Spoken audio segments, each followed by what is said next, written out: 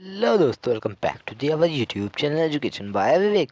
तो आज के जो हम देखने वाले हैं क्लास 10 का एक बहुत ही खूबसूरत सा चैप्टर जिसका नाम है टू स्टोरीज अबाउट फ्लाइंग। और आज के वीडियो में हम इसका क्वेश्चन प्रैक्टिस करने वाले हैं और ये हमारी इस सीरीज़ का वीडियो लेक्चर 4 है और ये सीरीज़ इसी यूट्यूब चैनल पर चल रही है। इसके लिंक डिस्क्रिप्शन में है, जाएँ और 3 एपिसोड्स इसके आ चुके हैं ऑलरेडी, आप जाके वॉच करिए। आशा करता हूँ कि आपको बहुत बहुत अच्छे लग रहे होंगे वो। तो यहाँ पे पहले ये पार्ट 1 है, मैं लिखना भूल गया। इस चैप्टर में आपके 2 पार्ट हैं, तो ये पार्ट 1 है जो मैं लेके आया हूँ। यहाँ पे इसका वेरी शॉर्ट आंसर है, इसमें पार्ट 2 भी आएगा नीचे, तो मे भी ये वीडियो थोड़ी लंबी हो सकती है। तो चलिए स्टार्ट करते हैं। व्हाट डिड द सीगल, ये पहले वो पक्षी के बारे में थी और उसकी मदर के बारे में थी, मतलब कि वो पक्षी हिज फर्स्ट फ्लाइट इस चैप्टर का नेम था। ओके, तो सीगल टुवर्ड्स हिज मदर क्यों गई थी वो भाई, क्योंकि क्या था, the seagull down towards his mother because he wanted to fish if his mother break, वो मतलब फिश चाहती थी अपनी मदर से।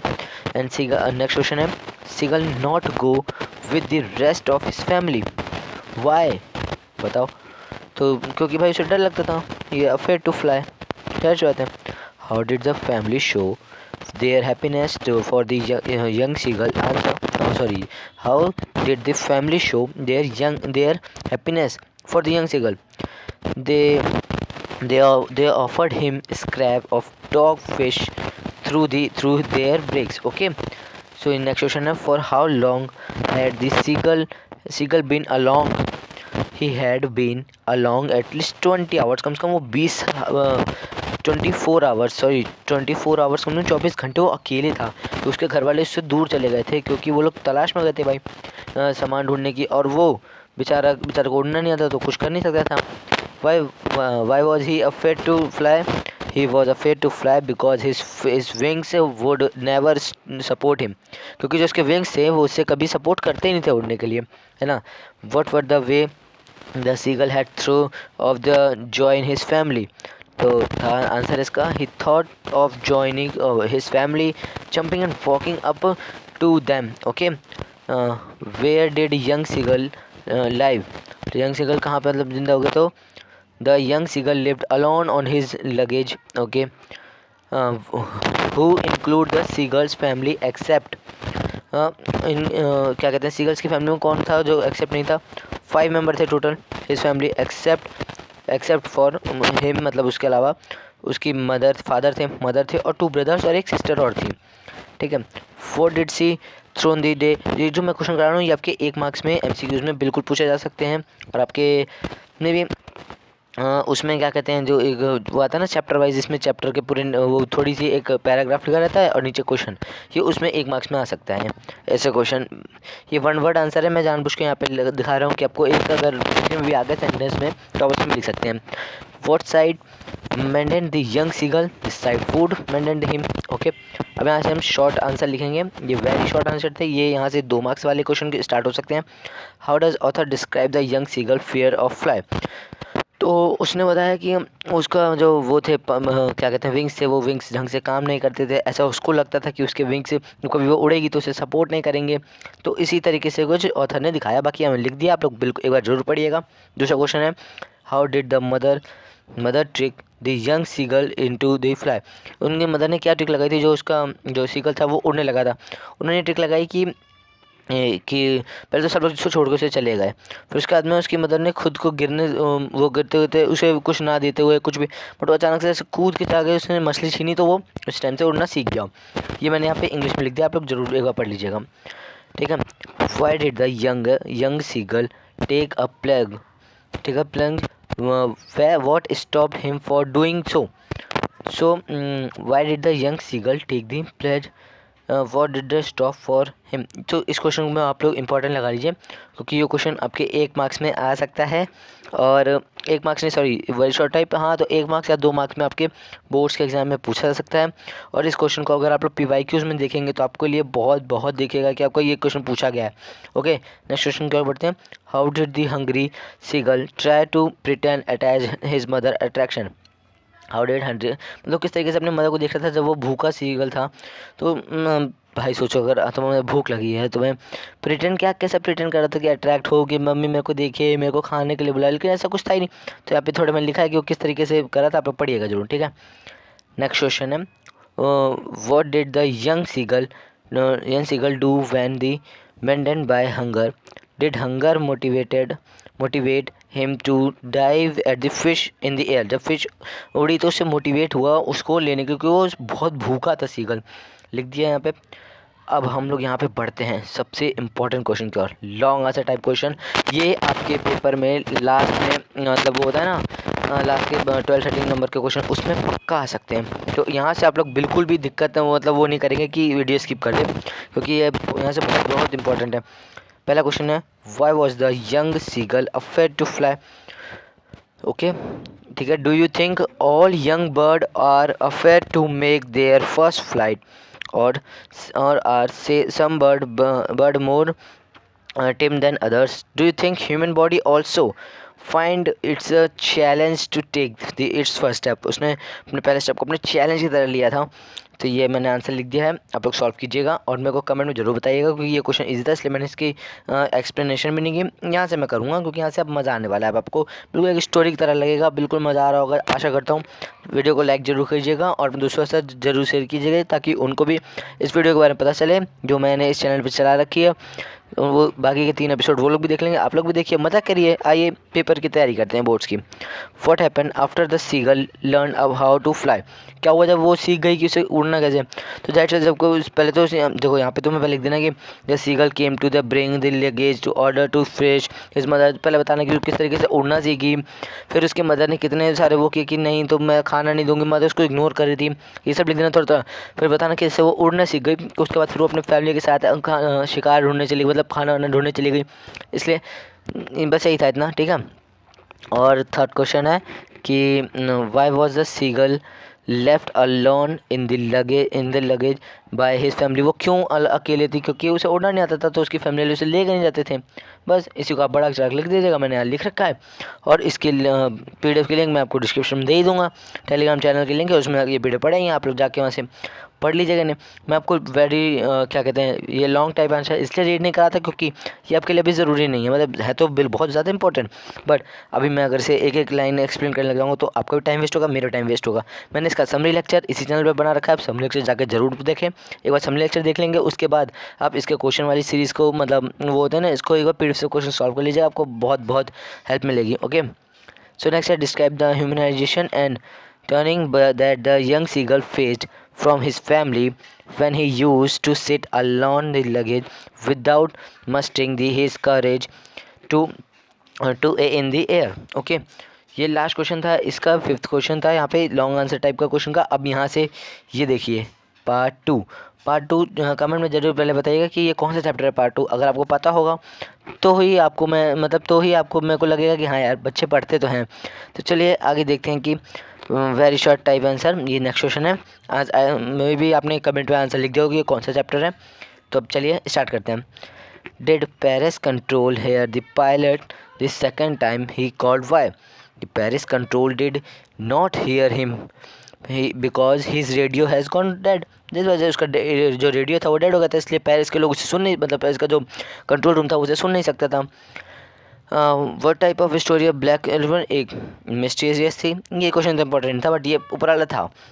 How many fuel tanks were there on the plane? How much fuel was left? कितना fuel बचा हुआ था? तो फ्यूल क्या there were 2 fuel tank, 2 fuel tank थे उसमें। एंड देयर वॉज द 5 और 10 मिनट्स ओनली, उसका खाली इतना 5 और 10 मिनट समय ही था, उतना ही दूर प्लेन उड़ सकता था बस। How did cloud look? Cloud कैसे थे? काले थे, बिल्कुल माउंटेन जैसे लग रहे थे उसे। Y was the pilot happy? Give 2 reason. पहला रीज़न तो ये हो सकता है कि वो उसने जब बादल को देखा, मतलब बाद से वो बाहर निकलता, वो हो सकता है। दूसरा जब वो लैंड कर गया तब, ठीक है। Where was the speaker going and how? Speaker going to England and he was flying his old Dakota aeroplane. यहाँ पे जो ओल्ड डेकोटा एरोप्लेन है, ये मैंने आपको इस वीडियो के लेक्चर में, इसके समरी लेक्चर में भी बताया था कि जितने भी ये एरोप्लेन के नेम और बाकी फ्यूल टैंक वगैरह जो लिखा है उसको आप लोग लर्न कर जाइएगा, आपके एग्ज़ाम में बहुत बहुत ज़्यादा हेल्प मिलेगी। And which country was so our next question is which country was the narrator? उसका हाँ कैरेक्टर के नेम भी आपको लर्न करने होंगे, नरेटर जैसे यहाँ पे आया। Flying his plane over he was flying his plane over France, France के ऊपर था भाई वो। What was the advice of the Paris control, Paris control ने उसे क्या एडवाइस दी कि टर्न 20 डिग्री वेस्ट, 20 डिग्री के जो वेस्ट में मुड़ जाओ तुम, ताकि तुम्हारा आसानी से मतलब नीचे आ सकते हो उससे। तो why did the pilot fly straight into the स्ट्रोम instead of refining to Paris, क्योंकि he did not return to Paris because he wanted to get home, वो अपना घर जाना चाहता था, इसलिए वो दोबारा पेरिस नहीं लौट रहा था।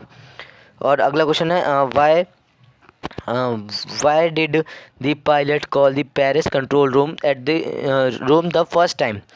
He called Paris control room to guide him on his way to England, वो इंग्लैंड जाने के रास्ते को पूछने के लिए उन्हें पेरिस कंट्रोल रूम को कॉल करता है, मतलब बात करता है उनसे।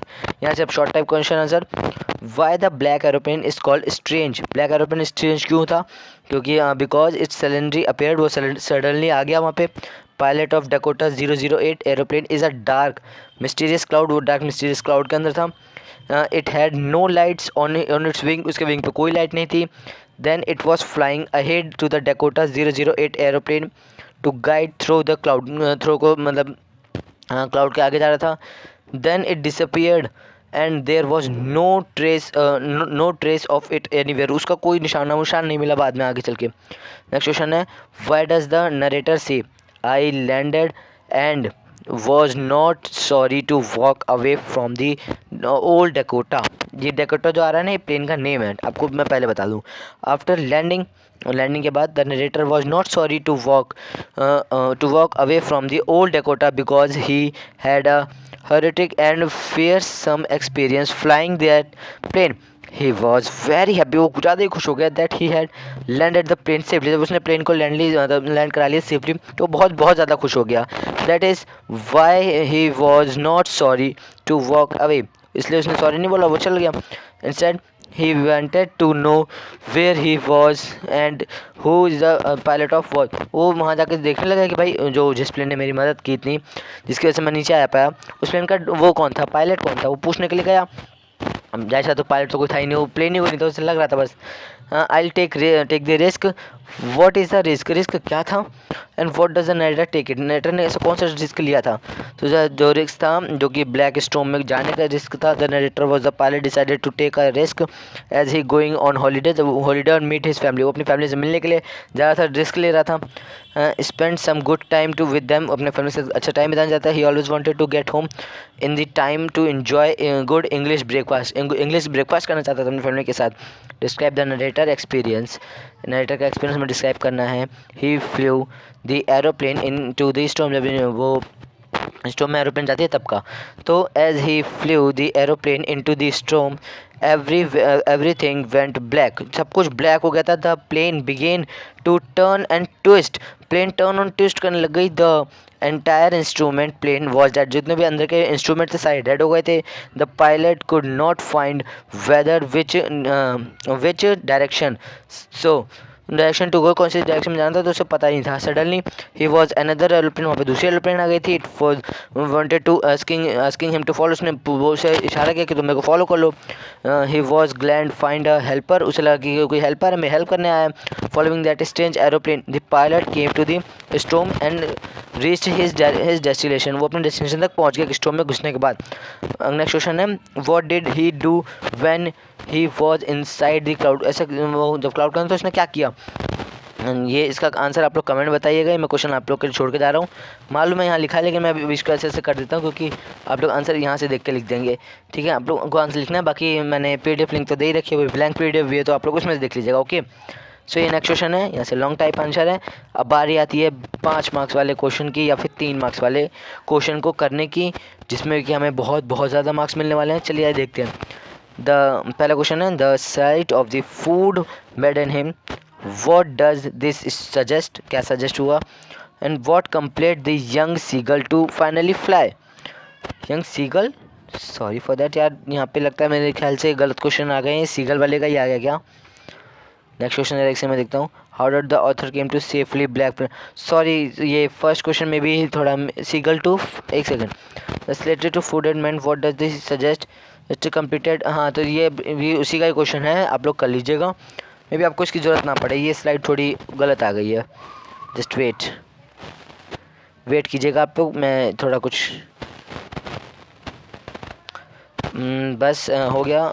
आपको ज़्यादा वेट नहीं कराऊंगा मैं, क्योंकि आपका भी टाइम वेस्ट हो रहा है ना। आप लोग इस स्लाइड को मत कीजिएगा, ठीक है। चलिए नेक्स्ट क्वेश्चन, नेक्स्ट स्लाइड देख लेते हैं हम लोग। How did the author same black cloud, मतलब वो ऑथर क्लाउड कैसे आ गया था। ये लॉन्ग क्वेश्चन है, तो इसका आंसर आप लोग कमेंट में देंगे, और उससे क्या कहते हैं मेरे इससे नोट्स से जाके देख लीजिएगा। और ये describe the narrator experience as he flew the aeroplane in storm. तो वो अपने उसमें जाके उससे सब कुछ ब्लैक ब्लैक हो गया, और उसे डर लगने लग गया कि मैं अपने घर नहीं पहुंच पाऊंगा, नाश्ता नहीं कर पाऊंगा। इंग्लिश ब्रेकफास्ट लिखा हुआ है अपने फैमिली के साथ, और थोड़ा सा टाइम भी स्पेंड नहीं हो पाएगा, बट लेकिन एक पेन आता है तो उसको उस प्लेन के झटके में उसने सब बता देता है। मतलब आपको ये सब लिखना है, ठीक है। नेक्स्ट क्वेश्चन है व्हेन कह रहा हूँ, वाई एंड व्हेन, क्यों और कब did the narrator say that, narrator ने कहा एवरीथिंग वॉज गोइंग वेल। ये कब कहा था कि सब कुछ सही चल रहा है। It was an easy flight, ये एक अच्छी फ़्लाइट है। जब वो दूसरी वाली फ्लाइट क्या है, after the old Dakota left Paris from 150 kilometre behind enjoy smooth selling in the air. तो इन सब चीज़ों से अभी मैं पूरा पढ़ूंगा तो नहीं, बट यहाँ पे मैंने आंसर लिख दिया, आप लोग पढ़ लीजिएगा। This is the last and most important question, इसको एक बार स्टार मार्क कर लीजिए। मैं तो कह रहा हूँ इसको आप लोग जितने भी रंग से चाहें उतने रंग से वो कर लीजिए, क्योंकि ये चैप्टर आपके एग्ज़ाम में जाहिर सी बात है पूछा जा सकता है। और इसका पूछने का मतलब है कि बहुत ज़्यादा इजी चैप्टर है ये, मतलब चैप्टर कह रहा हूँ ये क्वेश्चन। और आप लोग एक बार इसको जरूर पढ़िए। The author asked question at the end, who was the pilot of the strange black aeroplane, black aeroplane का पायलट कौन था। Try to answer this question, यहाँ मैंने इसलिए लिख दिया try to answer this question. अपने हिसाब से आप लोग इसको बना के लिख सकते हैं, तो बना के लिख लेगा। तो बस आज के इस सेशन में इतना ही, और मैंने बाकी के 3 वीडियोस और बना दिए हैं क्वेश्चन प्रैक्टिस पे, वो भी जाके आप लोग देख लीजिएगा। And this is the 4th video of this session. So बस थैंक्स फॉर वॉचिंग।